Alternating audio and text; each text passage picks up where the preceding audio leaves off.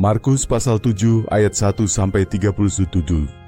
Pada suatu kali serombongan orang Farisi dan beberapa ahli Taurat dari Yerusalem datang menemui Yesus.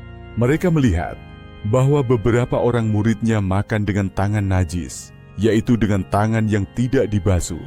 Sebab orang-orang Farisi seperti orang-orang Yahudi lainnya tidak makan kalau tidak melakukan pembasuhan tangan lebih dulu, karena mereka berpegang pada adat istiadat nenek moyang mereka. Dan kalau pulang dari pasar, mereka juga tidak makan kalau tidak lebih dahulu membersihkan dirinya.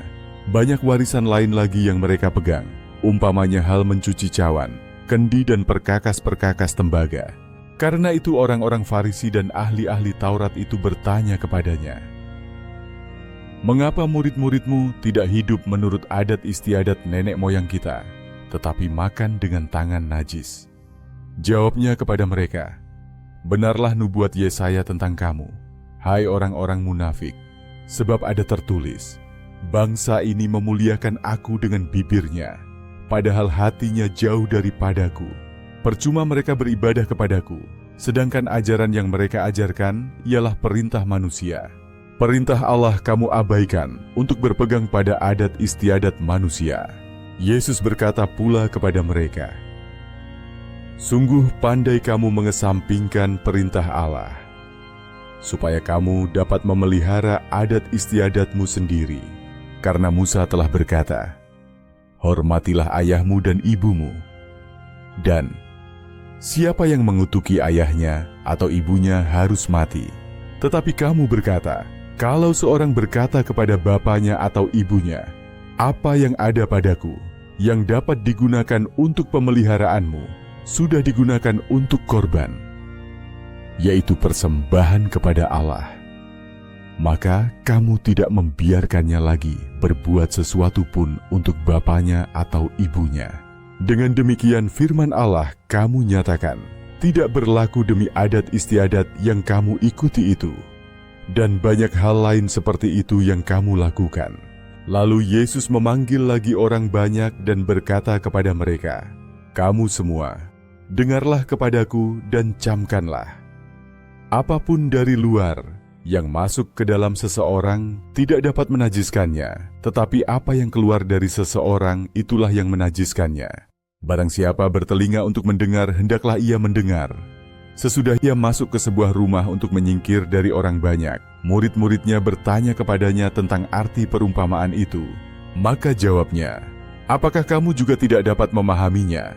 Tidak tahukah kamu bahwa segala sesuatu dari luar yang masuk ke dalam seseorang tidak dapat menajiskannya, karena bukan masuk ke dalam hati, tetapi ke dalam perutnya, lalu dibuang di jamban?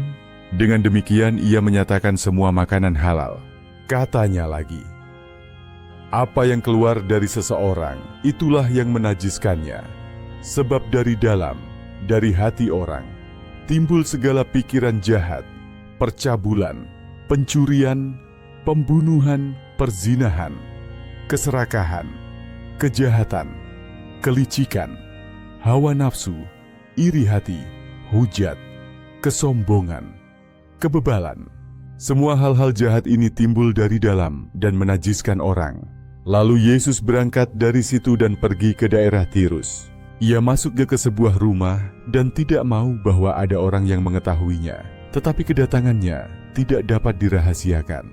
Malah seorang ibu yang anaknya perempuan kerasukan roh jahat segera mendengar tentang dia, lalu datang dan tersungkur di depan kakinya. Perempuan itu seorang Yunani bangsa Siro-Fenisia.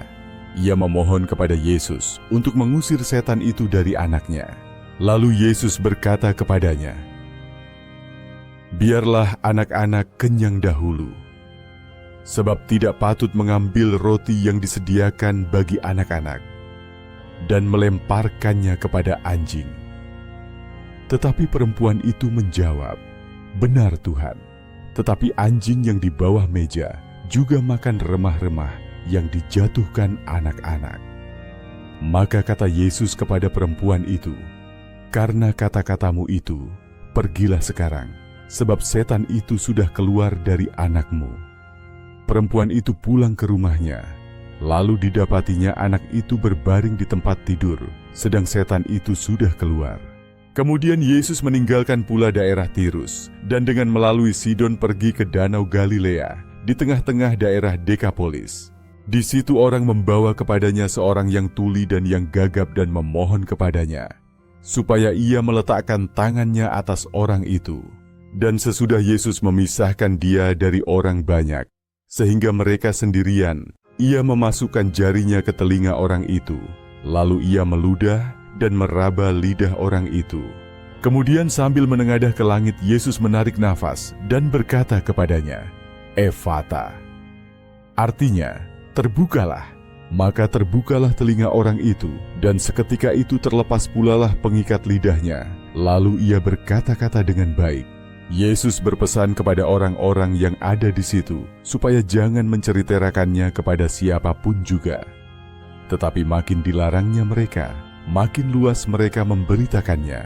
Mereka takjub dan tercengang dan berkata, "Ia menjadikan segala-galanya baik, yang tuli dijadikannya mendengar, yang bisu dijadikannya berkata-kata."